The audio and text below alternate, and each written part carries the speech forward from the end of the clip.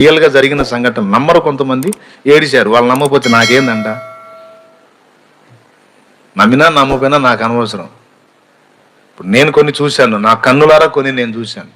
ఆ దైవజనుడి సాక్ష్యం కూడా నేను విన్నాను. వరంగల్ జిల్లా సంబంధంగా, వరంగల్లే కదా, వరంగల్ శామ్యుల్ దేవవరం అనే దైవజనుడు,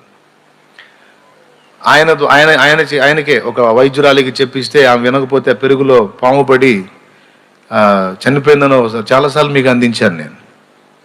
గుర్తుందా మీకు?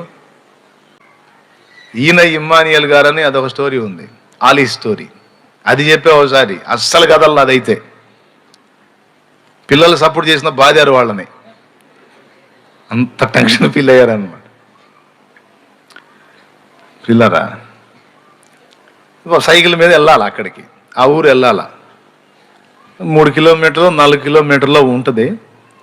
కొంచెం దూరం తొక్కినాక చెరువు కట్ట స్టార్ట్ అవుతుంది. ఆ కట్ట మీద నుండి తొక్కుంటూ వెళ్తే మొత్తం ఒక అరగంట కష్టపడి చక్కగా సైకిల్ తొక్కేస్తే వెళ్ళిపోతాడు అక్కడికి.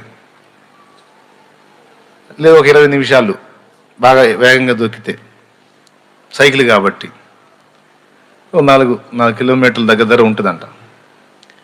నైటు ఏదో ఆ వెన్నెలకు ఒక దారిలాగా కనపడుతుంది, ఆ మార్గంలో వెళ్తున్నాడు ఒక్కడే పాపం. సరే ఊరు దాటాడు. ఊరు దాటిన తర్వాత ఇక ఎడారి స్టార్ట్ అయింది. ఇక ఎడారిలో వెళ్తున్నాడు. ఆ చెరువు కట్టే సమీపంలో ఒక స్త్రీ నిలిచి ఉందంట. ఇదేందో దెయ్యాలు ఎప్పుడు కనపడి ఆడోళ్ళనే కనపడతాయి, నాకు అర్థం కాదు.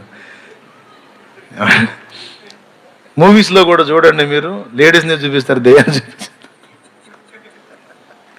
సినిమా డైరెక్టర్లు కూడా వాళ్ళ భార్యలు అలా కనపడతారేమో పాపం. వాళ్ళు అట్లా ఆ సినిమాలు రాసేవాళ్ళు కూడా ఎక్కువ లేడీసే కనపడతారు, ఎంతో మరి అర్థం కాదు. సరేలే, ఎందుకు ఆ పరిశోధన తర్వాత చేద్దాం. అంటే దేవదూతలు మాయాస్వరూపులు, వాళ్ళు ఏ రూపాన్నైనా పోలి కనపడతారు. జంతువులా కూడా కనపడవచ్చు, ఒక పశువుల, గేదెలాగా, కుక్కలాగా, పిల్లిలాగా, రకరకాల ఆకృతుల్లో కనపడవచ్చు. అవి ఇవన్నీ విని బుర్ర పాటు చేసుకోకండి, మళ్ళా తెలుసుకోండి. జస్ట్ ఆమె నిలబడి ఉంది, చాలా చక్కగా ఉందట. ఆ డార్క్లో కూడా ఆమె ఫేస్ క్లియర్గానే బాగా సౌందర్యవంతంగా ఉన్నట్టు ఆమె నిలిచిన తీరు, ఆమె మాట అంతా అర్థమవుతుందట. భయంగా నిలబడి ఉందంట. ఈయన ఆశ్చర్యపోయి, ఏంటమ్మా ఎవరు నువ్వు, ఈ జామున ఇక్కడ ఉన్నావు ఏంటని అడిగాడు. ఆ పై ఊరికి వెళ్ళాలండి, నేను కూడా ఒంటరిదాన్ని అయిపోయాను, వేరే పని మీద వచ్చాను, తిరిగి వెళ్ళాలంటే ధైర్యం చాలలేదు. ఇక్కడ చెరువు కట్టు ఉంటుంది, మనుషులు ఎవరు ఉండరు, భయంగా ఉంది, ఎవరన్నా తోడుంటే వెళదామని ఎదురు చూస్తా ఉన్నాను. ఎట్లనో మీరు వచ్చారు, సంతోషం, నన్ను సైకిల్ ఎక్కించుకొని అక్కడ దాకా నన్ను దించండి అందట. మరి దేవుని సేవకుడు క్రొత్తగా సేవలోకి వచ్చాడు, అప్పుడే జూనియర్ సేవకుడు అనమాట, సీనియర్ సేవకుడు కూడా కాదు, జూనియర్ సేవకుడు. క్రొత్తగా ఏందో దేవునిలోకి వస్తే ఏం విశ్వాసం కదా. తర్వాత చల్లారిపోయిద్దిలే, కానీ అన్నిటికీ ఆయనే ఉన్నాడన్న పట్టుదల. అందుకే అంధకారంలో కూడా బయలుదేరాడు అనమాట. సరే దాందే ఉంది తల్లి, నేను ఎక్కించుకుంటానమ్మా, వెనక కూర్చొని వెనక ఎక్కించుకొని ఇక తొక్కటం మొదలు పెట్టాడు. ఆమె ఇక అడగటం మొదలు పెడుతుంది. వేరే విషయాలు ఏం అడగట్లా. ఏం చేస్తుంటారండి మీరు అని అడిగిందంట. నేను MBBS చదివానమ్మా, ఇప్పుడు సేవలోకి వచ్చేసాను, అన్ని వదిలేశాను, దేవుని సేవలోకి వచ్చానమ్మా. అంటే అదిగా ఆయన శామ్యుల్ దేవవరం అంటే దైవజనుడు. ఆయన ఈ మధ్యకాలంలోనే ప్రభు దగ్గరికి వెళ్ళిపోయాడు. ఆయన చాలా అద్భుతంగా మాట్లాడతాడండి, వాక్యం చాలా బాగా చెప్తాడు. ఆయన ఏడుస్తారు ఆయన మాటలు వింటే, అంత బాగా అద్భుతంగా మాట్లాడతాడు. మంచి దైవజనుడు శామ్యుల్ దేవవరం. మన కన్నీళ్లతోనే వాక్యం చెప్తాడు ఆయన. అయితే ఈ మధ్యకాలంలో ప్రభు దగ్గరికి వెళ్ళిపోయాడు. ఎక్కడొచ్చాగా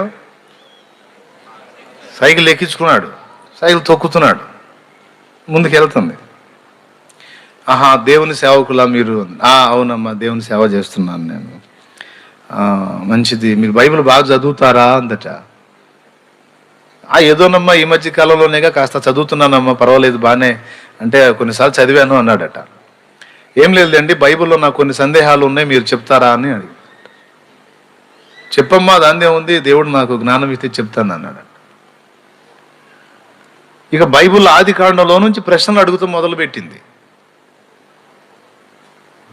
దిమ్మ తిరుగుతుంది అని ఆ కూర్చున్న మనిషి, ఆ కూర్చున్న స్త్రీ అడుగుతున్న ప్రశ్నలకి బైబిల్ థియాలజీ చేసినటువంటి వాడు కూడా అర్థం కాని ప్రశ్నలు తీసి అడుగుతుందట. అచ్చంగా పరిశోధన, బైబిల్ మీద పరిశోధన చేసి రకరకాల ప్రశ్నలు వేసుకొని సమాధానాలు చెప్పుకొని కూర్చుంటారు చూడు, అట్లాంటి వాడు కూడా అంతు చిక్కని పాయింట్స్ని అడిగి ఆయన విశ్వాసాన్ని ప్రశ్నార్థకమయ్యేటట్టు మాట్లాడుతుందట. చివరికి అతడు దేవుణ్ణే సందేహించేటట్టు మాట్లాడుతుందట.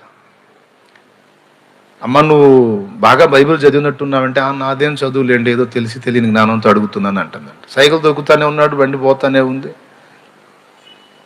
చెమటలు కక్కుతున్నాడు. అప్పటికి తొక్కటం మొదలుపెట్టి 30 గంట అయిపోయింది. వెళ్ళాల్సిన ఊరు రాలా. అడుగుతున్న వాటికి సమాధానం చెబుతున్నాడు, సైకిల్ దొక్కుతున్నాడు, చెమటలు కారిపోతున్నాయి, ఊరు రాలేదు. ఎట్టుంది ఆయన పని అంటే స్టాండ్ వేసి సైకిల్ దొక్కుతున్నట్టుంది. దేవునికి స్తోత్రం కలిగిను గాక.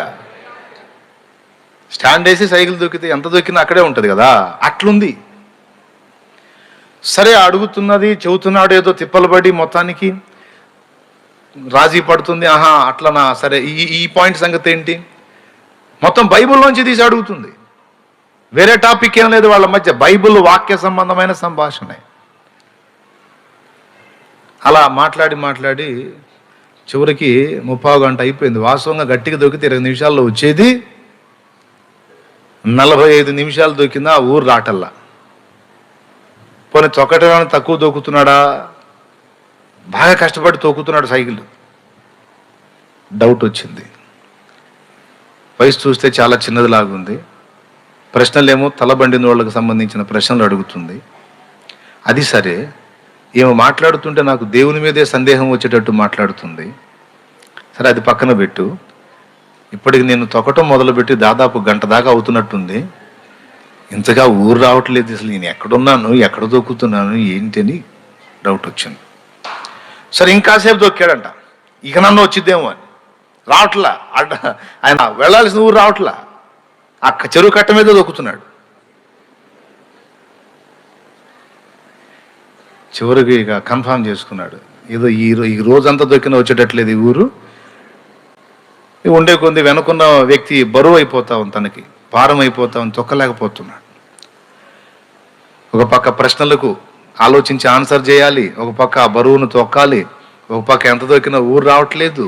ఇక అన్నీ కలగలిపి డౌట్ వచ్చి, అమ్మమ్మ ఒక్కసారి ఆపి మళ్ళా ప్రయాణం చేద్దామమ్మా, ఒక్కసారి ఆపుతాను అంటే, దాందే ఉంది, ఆపండి అందట. ఎందుకండి ఇక్కడ, ఎందుకండి మధ్యలో, ఎందుకండి? ఏం లేదమ్మా, ఒక చిన్న పని ఉందమ్మా. సరే, ఆపాడు. కొంచెం దిగమ్మా. దిగింది. దిగిన తర్వాత, ఎందుకండి ఆపారంటే, ఏం లేదమ్మా, చిన్న ప్రార్థన చేసుకుందామన్నమ్మా అని కళ్ళు మూసుకొని, యేసయ్యా నీకు స్తోత్రం అని పెద్దగా ఒక కేక వేసి, యేసు రక్తమే జయమని కేకలేయటం మొదలు పెట్టాడంట. సరిగా అప్పటిదాకా అతనితో మాట్లాడి సంభాషించిన ఆ వ్యక్తికి కనపడలే అతనికి.